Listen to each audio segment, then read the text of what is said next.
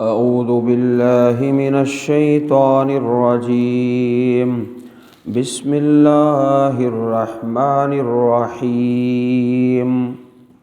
सूरतुल मुमिनून पारा नंबर 18। बिस्मिल्लाहिर्रहमानिर्रहीम।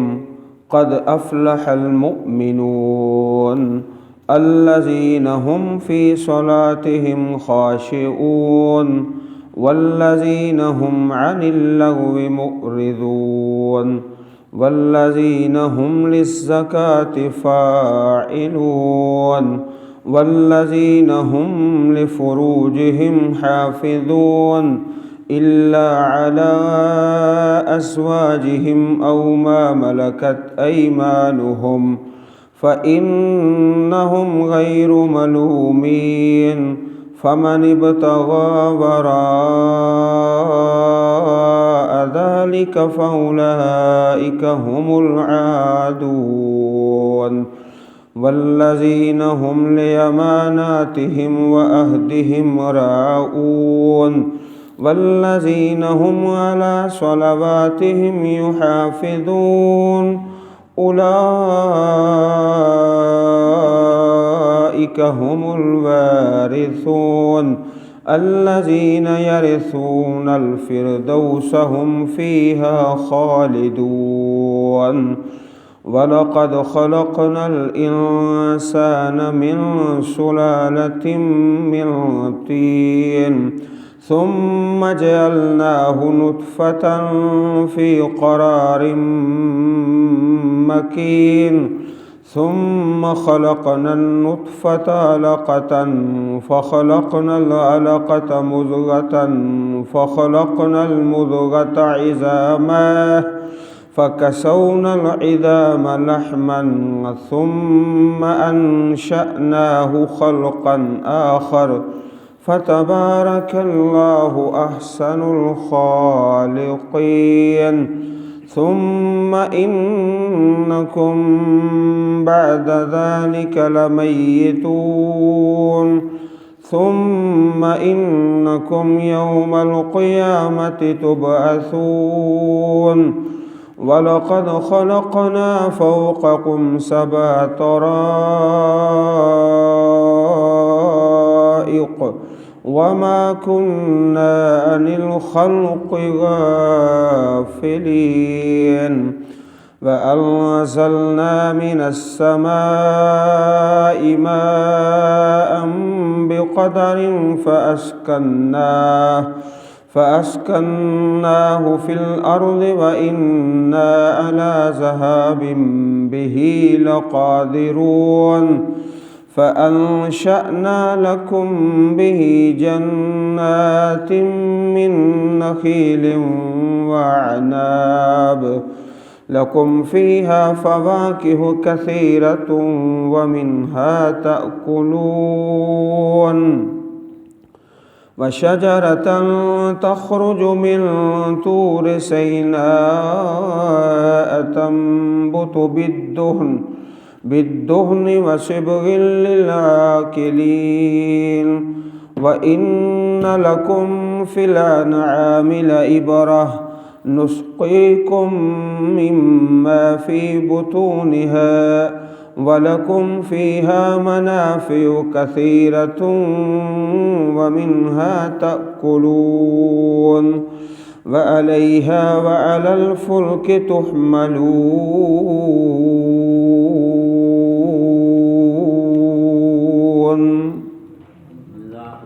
सूरतुल मुमिनून कुल 6 रुकू हैं, 118 आयात हैं और मक्की सूरत है।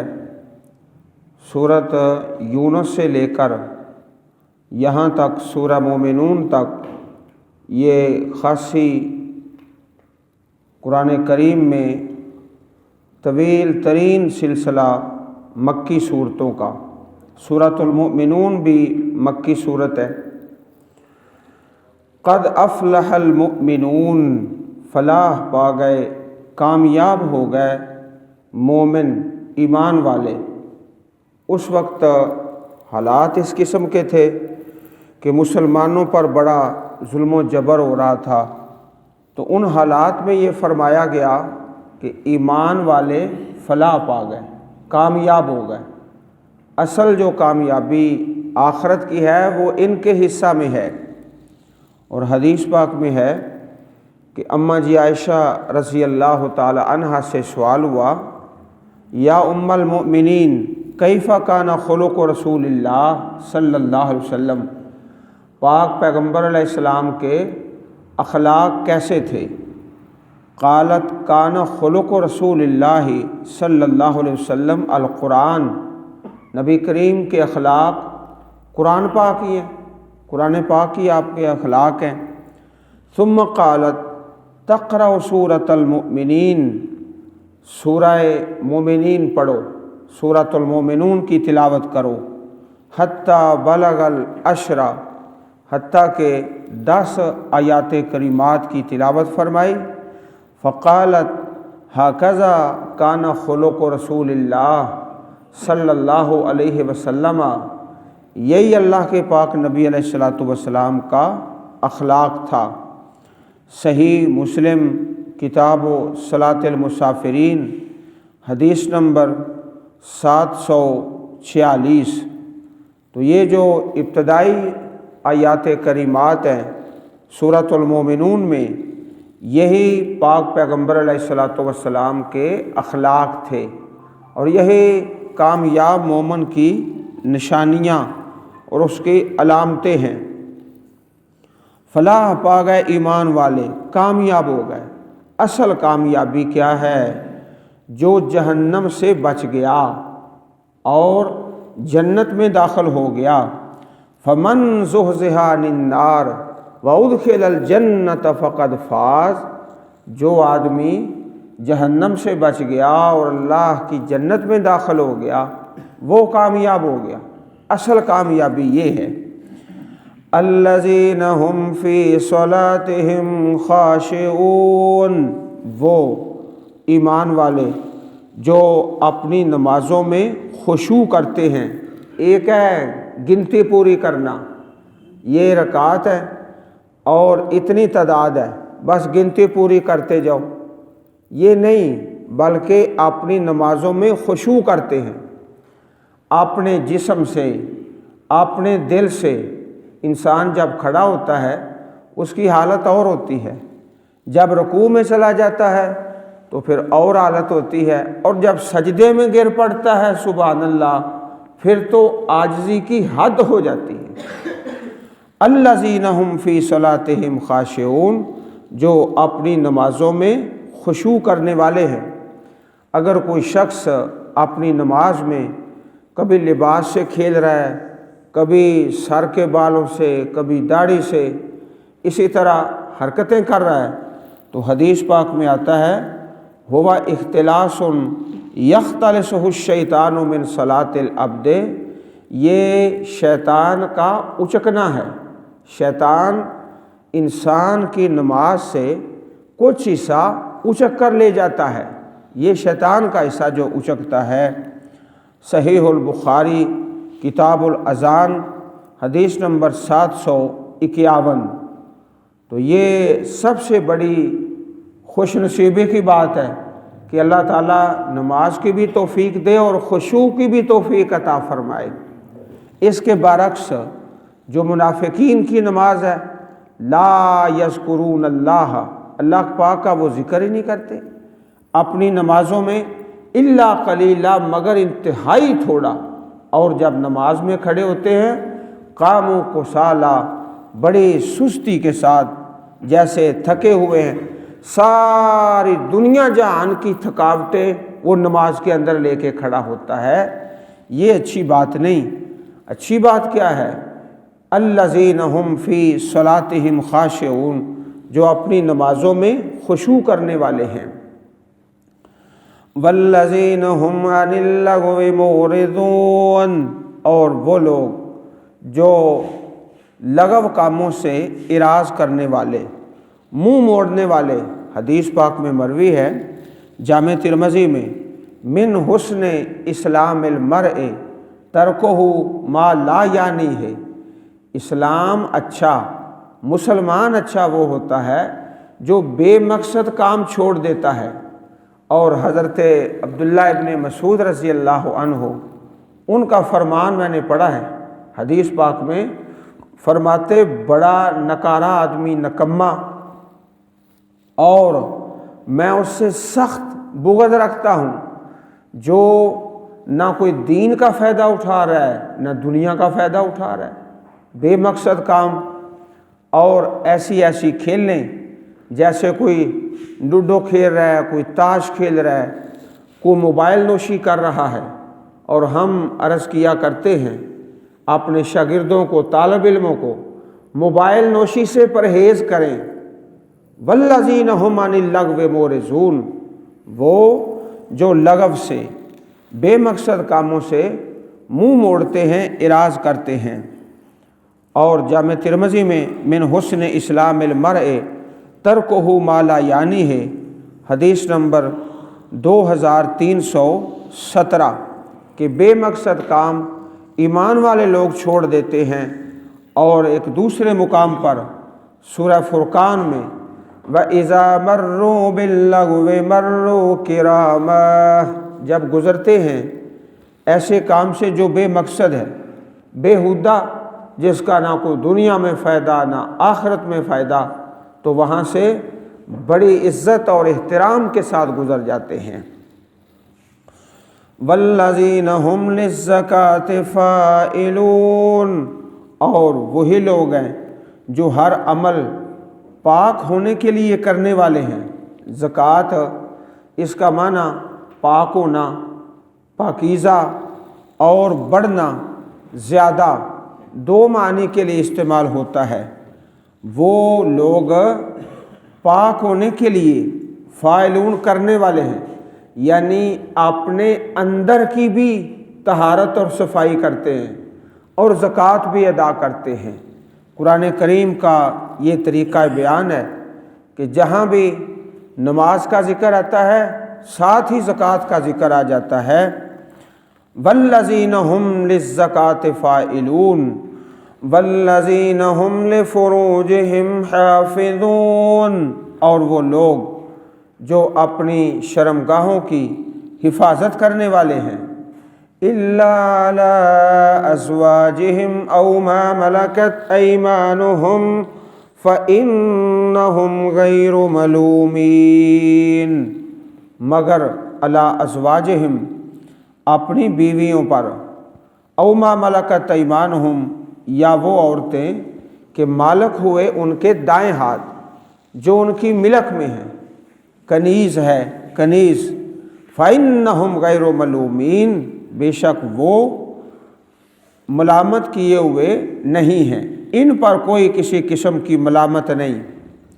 کچھ ایسے بھی تھے اللہ کے بندے جنہوں نے کہا ہم نکاح نہیں کریں گے، ہمیشہ روزہ رکھیں گے، ساری رات قیام کریں گے، تو پیارے نبی کریم علیہ الصلوۃ والسلام نے ارشاد فرمایا اما واللہ انی لاخشاکم للہ واتقاکم لہ، میں تم سب سے زیادہ اللہ تعالیٰ سے ڈرنے والا ہوں اور سب سے زیادہ تقوی والا، لیکنی اصوم و افطر و اصلی و ارقد و اتزوج النساء فمن راغب عن سنتی فلیس منی، میں روزہ بھی رکھتا ہوں، چھوڑ بھی دیتا ہوں، نفلی روزہ، رات کو نماز بھی پڑھتا ہوں، آرام بھی کر لیتا ہوں، نکاح بھی کرتا ہوں، جو میرے طریقے سے اعراض کرتا ہے، منہ موڑتا ہے، فلیس منی، وہ مجھ سے نہیں ہے۔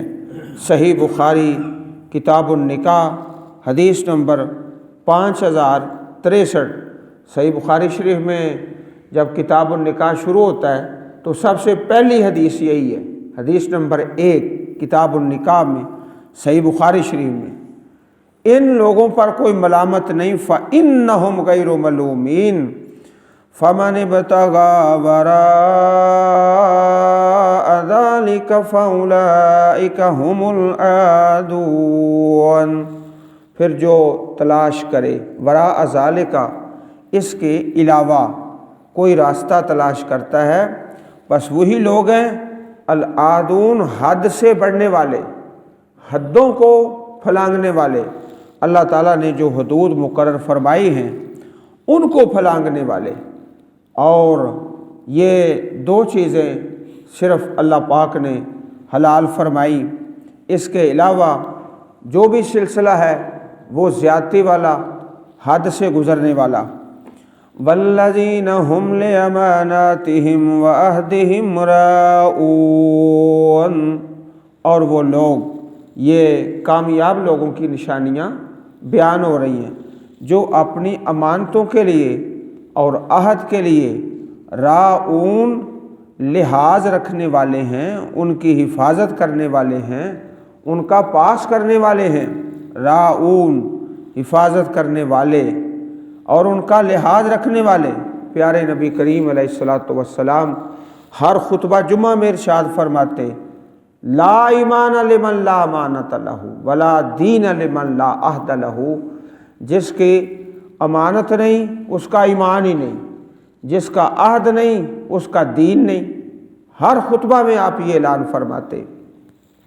اور اللہ والے کامیاب، ان کی نشانی یہ ہے کہ عہد کو پورا کرتے ہیں، امانت میں خیانت نہیں کرتے۔ اور اسی طرح فرمایا گیا کہ منافق کی نشانیاں 3 ہیں۔ آیت المنافق ثلاث، اذا حدث کذب، بات کرتا ہے جھوٹ بولتا ہے، وَإِذَا وَعَدَ أَخْلَفَ، وعدہ کرتا ہے تو خلاف ورزی کرتا ہے، وَإِذَا اؤْتُمِنَ خَانَ، جب امانت رکھی جائے تو اس میں خیانت کرتا ہے۔ یہ نشانیاں اہل نفاق اور منافقین کی ہیں۔ صحیح البخاری حدیث نمبر 33۔ اور ایمان والے، جہاں ان کی کامیابی کی علامتوں کا تذکرہ کیا گیا، بات شروع ہوئی نماز سے اور اختتام بھی نماز پر۔ والذین هم علی صلواتہم یحافظون، اور وہ لوگ جو اپنی نمازوں کی حفاظت کرنے والے ہیں۔ آغاز بھی نماز سے اور بات کا اختتام بھی نماز پر۔ حفاظت کیا ہے؟ 5 نمازیں پڑھتا ہے، باجماعت پڑھتا ہے، سنت کے مطابق پڑھتا ہے، ہمیشہ پڑھتا ہے، مسجد میں پڑھتا ہے، یہ حفاظت ہے۔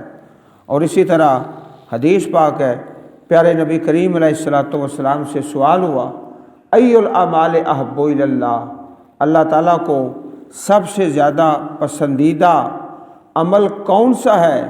فرمایا الصلاۃ علی وقتہا، نماز اپنے وقت پر پڑھی جائے۔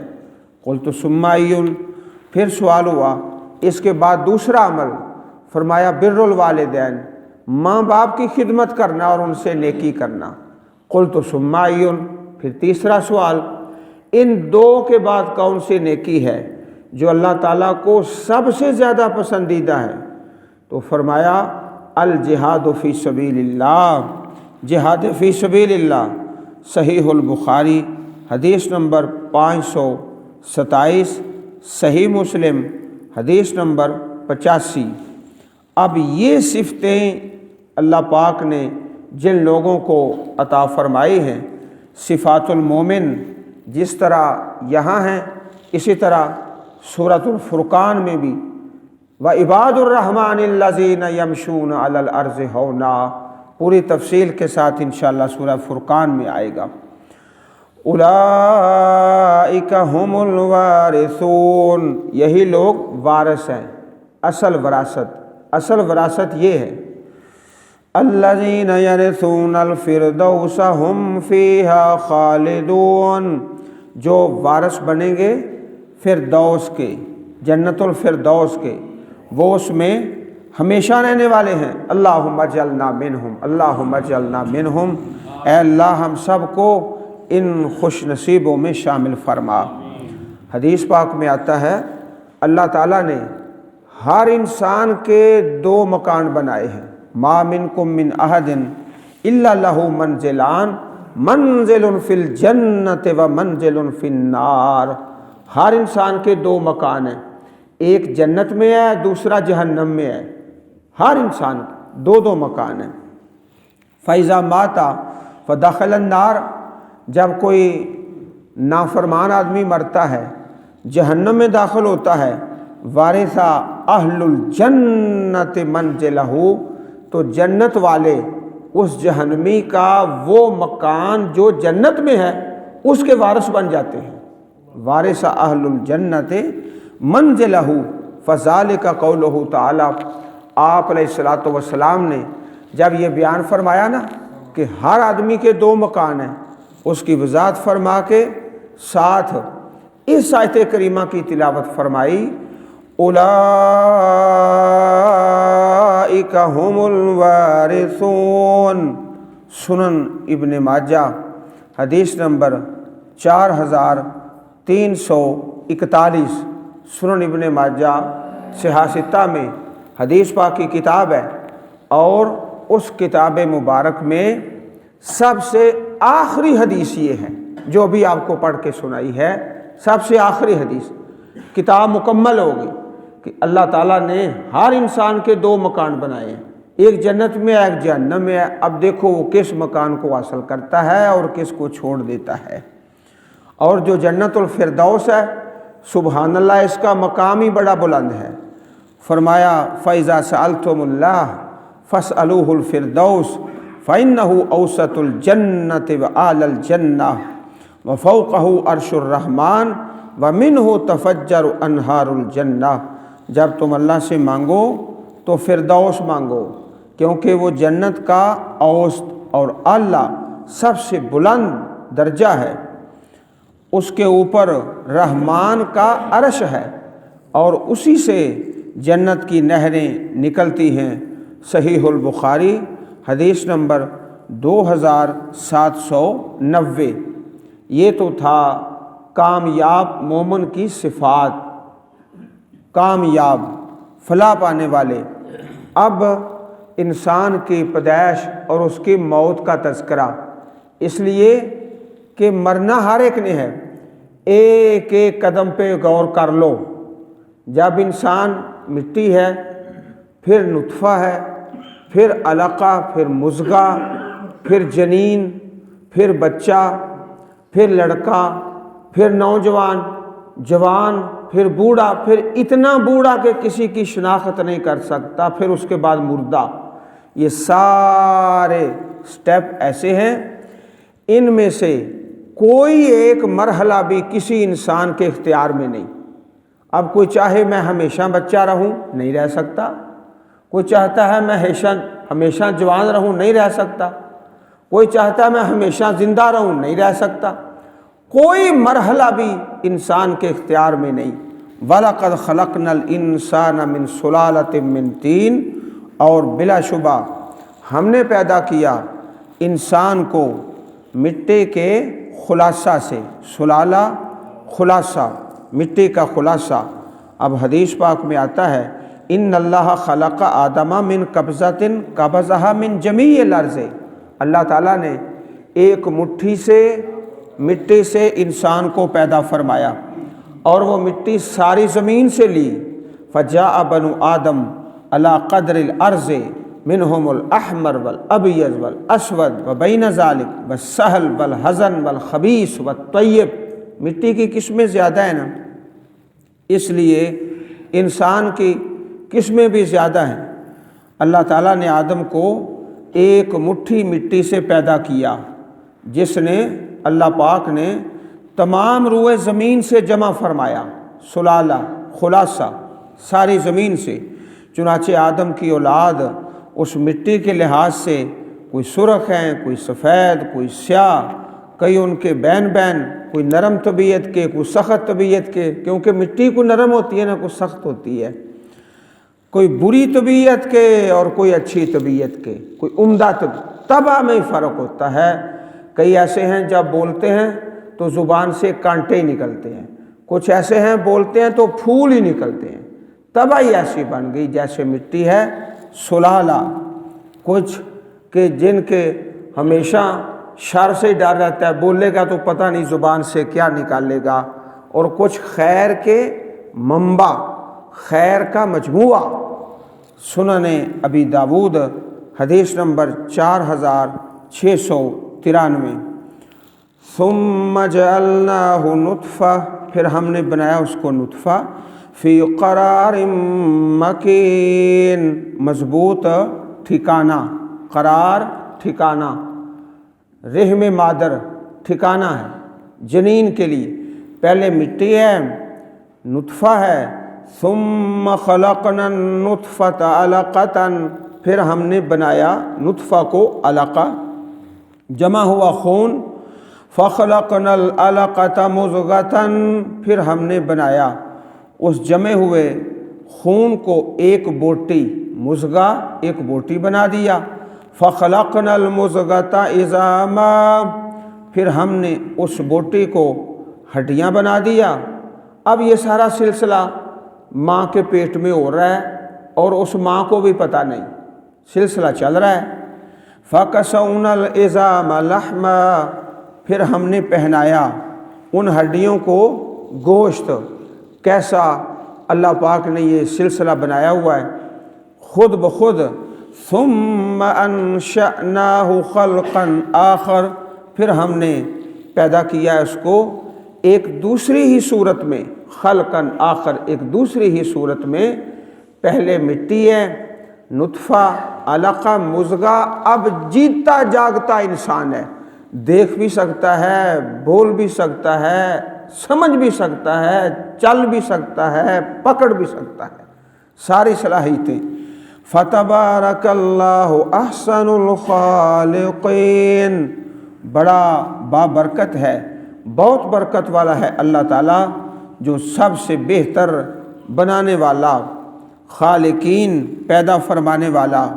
اب یہ سارے سلسلے جنین سے لے کر نطفہ، علقہ، مضغہ، پھر اس کے بعد بچہ، پھر لڑکا، پھر جوان، پھر بوڑھا، پھر زیادہ ہی بوڑھا، ان سارے مراحل میں کوئی مرحلہ کسی انسان کے اختیار میں نہیں۔ اب جو آدمی تو غور کرتا ہے نا ان مراحل پر، اس کو سمجھ آ جاتی ہے آخرت کی۔ جو نہیں غور کر سکتا، آؤ پھر اگلی آیت سن لو۔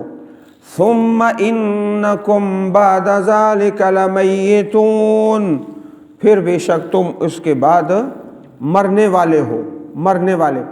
اب موت جو ہے وہ تو ہر انسان کو نظر آ رہی ہے نا۔ جب جنازے کا وقت ہوتا ہے نا تو لوگ کہتے ہیں واز کرو، مولوی صاحب 2 منٹ نصیحت کر دو۔ بھئی ہم کیوں نصیحت کریں، تمہارے اپنے مہمان لیٹ ہیں اور اپنی گالیاں ہمارے سر پہ ڈالتے ہو۔